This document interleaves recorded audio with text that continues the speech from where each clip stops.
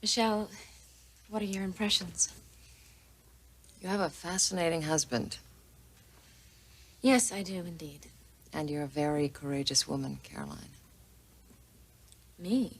You've made some significant sacrifices over the last year. Well, I haven't been without my own motives. Well, I would hope not. Otherwise, I would be worried about your masochistic tendencies. You obviously have very deep feelings for Thorne, don't you? Some days, I really wish that they were a lot deeper.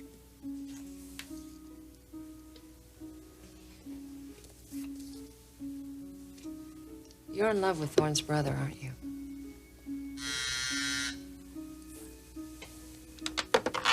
Yes. Send him in. Ridge is here.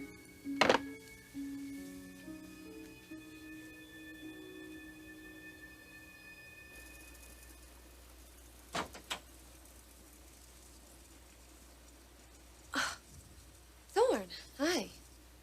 Can I come in? Sure, I'm just finishing up here.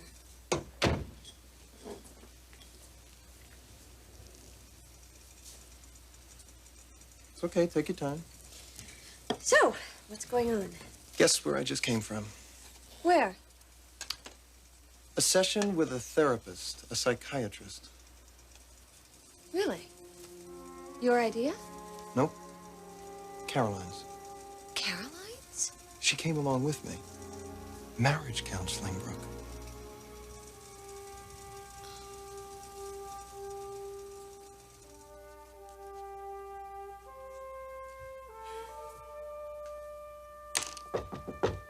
Yes.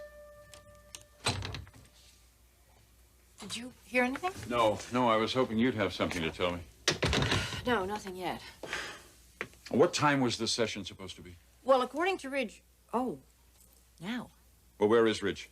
He left. I think he went over probably to see the psychologist and Caroline, too. I see. Well, is Thorne back? No, I told Joe and security to call the moment his car comes on the lot. Well, I'm not going to rest easily until he's back in this building. Eric, why don't you just go ahead and call the psychiatrist's office? I think we have to give Ridge some leeway in this. Let's let him handle it.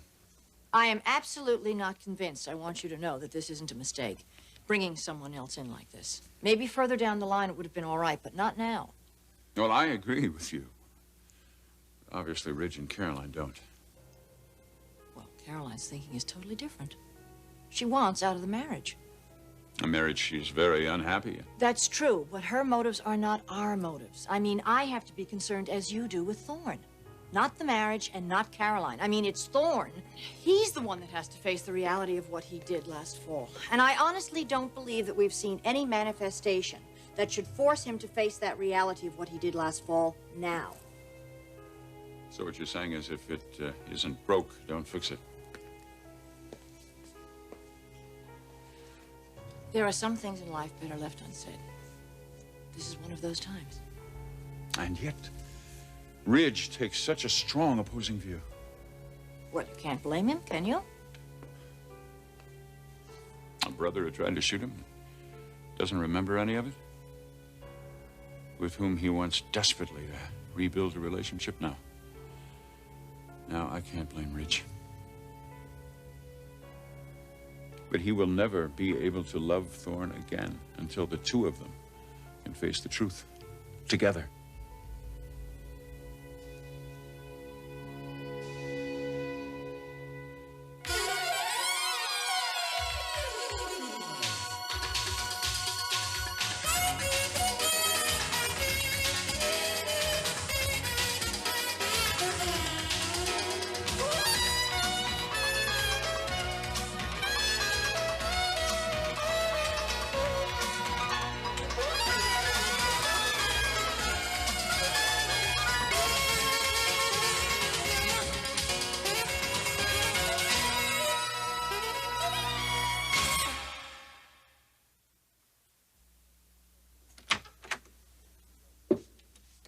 How did it go? We had a very good session, Ridge. How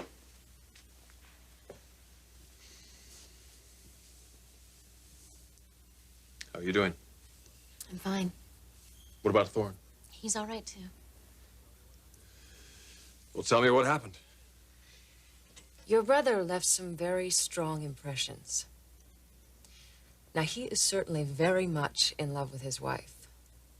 And I think he realizes, although he didn't admit this specifically, that at times his love for Caroline borders on the obsessive.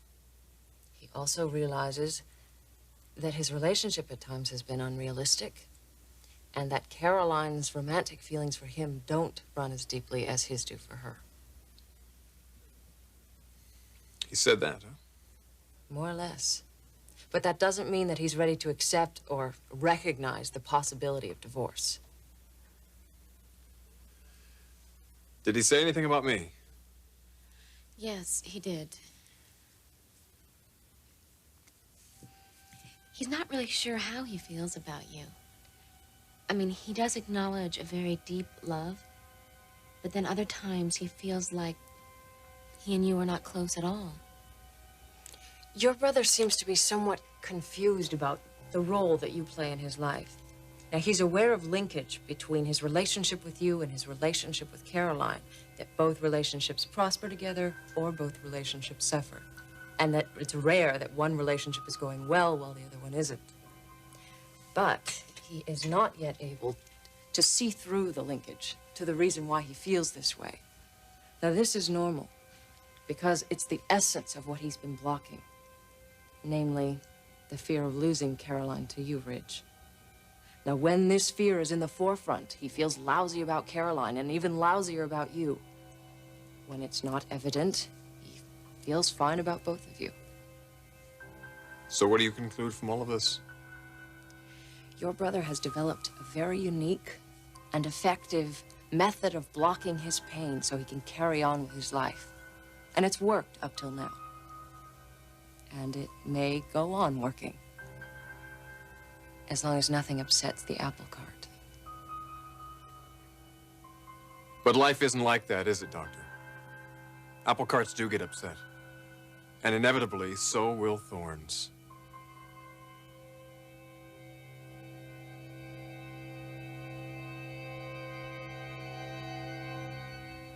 You and Caroline went to see a marriage counselor? That's right.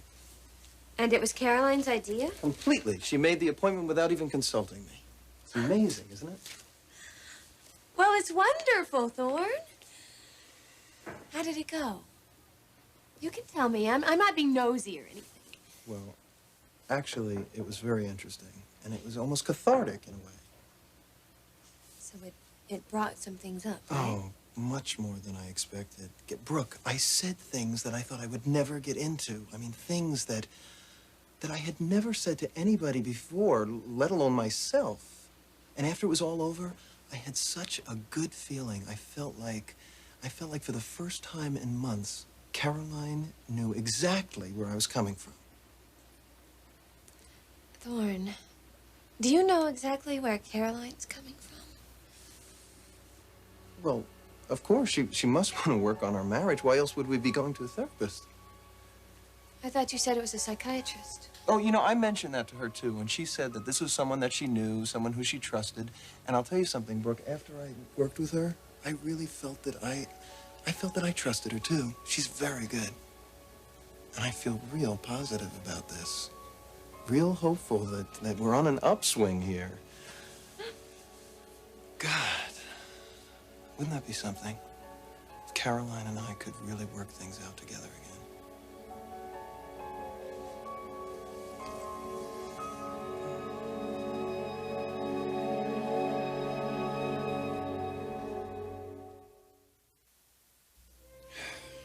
I don't know, Stephanie. How far does one go in protecting a child? I mean, maybe we've been overprotective of Thorne.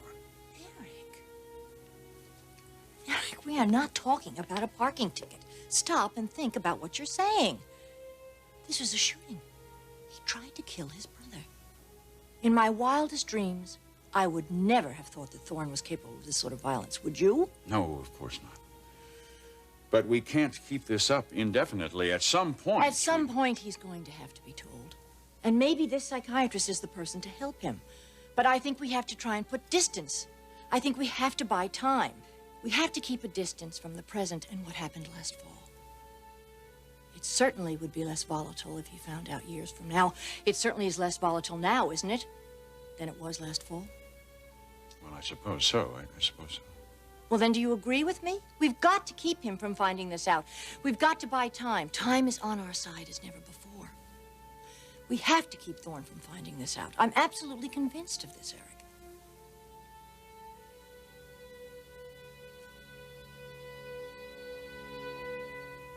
We don't know that for a fact, Ridge. Oh, come on, Michelle. How likely is it that Thorne's going to go through life, or even the next 5 years, without something jogging that memory loose? I'd say 1 in a million. Well, he made it 1 year. Thanks largely in part to Caroline. True. Caroline's agreeing to stay in the marriage was probably the buffer Thorne needed. Michelle, could you just tell us how you think that we should proceed? Well, as I see it, there are 3 options. You could do nothing. But, Ridge, I agree with you. I think that it's unlikely that eventually something won't cause Thorne to remember. And a divorce could function in exactly that way. Now, on the other hand, you could tell Thorne everything. Bring him in here, lay it out, and help him through it. Quite frankly, that could be very dangerous. What is the third option, then? The third is a compromise. Caroline tells Thorne that she wants a divorce. Not only that she wants one, but that she intends to get one. And then we see how he deals with it emotionally. But couldn't that be very risky? Very definitely. I'd want you to tell him in this office, not on your own. You think that might cause him to remember? I don't know, Ridge. Now, inherently, it's not the fear of divorce that Thorne's blocking from his memory. It's the pain of the two of you making love. Now, that's what he overheard, and that's what he's been effectively denying from his consciousness. So you think he could handle a divorce? Is that what you're saying? What I'm postulating, Caroline, and it is only hypothetical, is that in order for Thorne to remember everything he's blocking out, he's going to have to come face to face with the reality of that event. In other words, if Thorne links the divorce with an involvement between me and Caroline. Exactly. That could trigger something in his memory. And that's more than just a slight possibility, isn't it? I'd have to say it is. Then if I ask Thorne for divorce and he assumes it's because of Ridge, that could start things happening. Either immediately or shortly thereafter, yes. It could cause Thorne to remember everything he's forgotten. Now, how Thorne reacts to that is anybody's guess. We simply don't know. But I'm afraid if he were ever told of the events of that evening, he just might try to kill you again.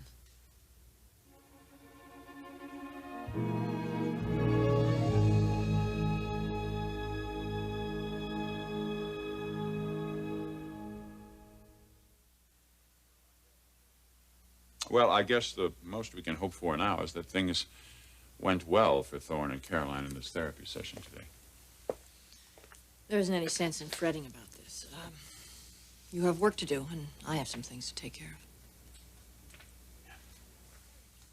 of. Eric, do you still have one of your biographies here in the office? I need to have it along with some other material for the Queen Mary. Yeah, try that upper left drawer there. I think there's one in there. Thank you. God, you've got messy drawers, Eric. Well, look at the bottom. It's probably underneath everything.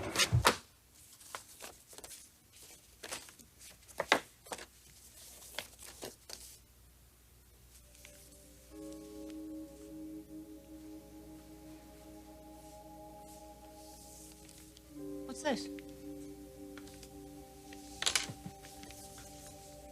Oh, my God. The clipping of Todd and Angela's death. I don't know why I've kept this thing around. What a terrible way to die. Such a tragedy. And yet, if it hadn't happened,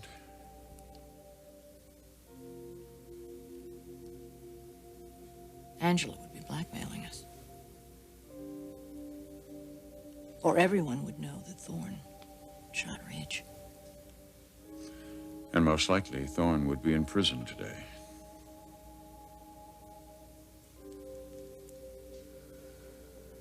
I suppose there are times you just have to say,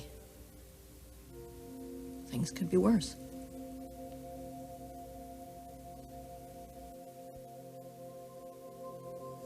What did you mean before? I was waiting for this. You said, I'm not through yet. Those were your words. What did you mean by that? What I meant was that maybe I was a little short-sighted. Was that a fact? This is nothing. We could have had twice as much. 10 times as much. You make me sick. Why, Todd? Why? Because I want my share of the pie? Your share? Forresters have all they need. Yeah, well, they earned theirs. So did I. And so did you. We didn't earn a damn thing, Angela. We took advantage is what we did. We're nothing but parasites. We've lived off their generosity for years. Yeah, well, I got news for you, Doc. I'm gonna be living off their generosity a hell of a lot longer. This is just the beginning. No, you're not, Angela. I'm not going to let you. Yeah, well, you got nothing to say about it. Don't tempt me. To do what? What are you gonna do, turn me in? I'll talk. Don't you forget, I know everything about them. I got the whole story straight from the horse's mouth. Straight from Stephanie. So don't get any bright ideas, Doc. I could wipe out that family with one phone call. And you'd do it too, wouldn't you? I was afraid of that. You're damn right I would. Those people, they think they're rid of me. No way. They've only begun dealing with me. No, they haven't, Angela. They're finished with you. Yeah, we'll see. Todd, you're on the wrong side of the road. Todd!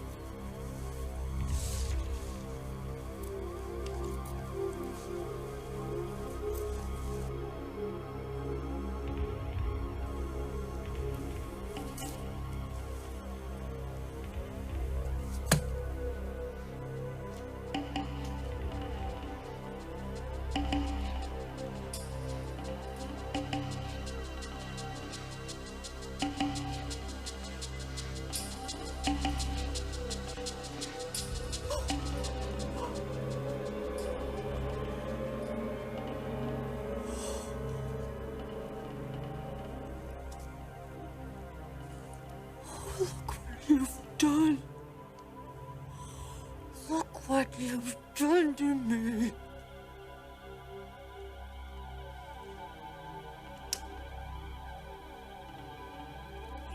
Pay for this, Stephanie. Oh, yes. You'll pay for this dearly.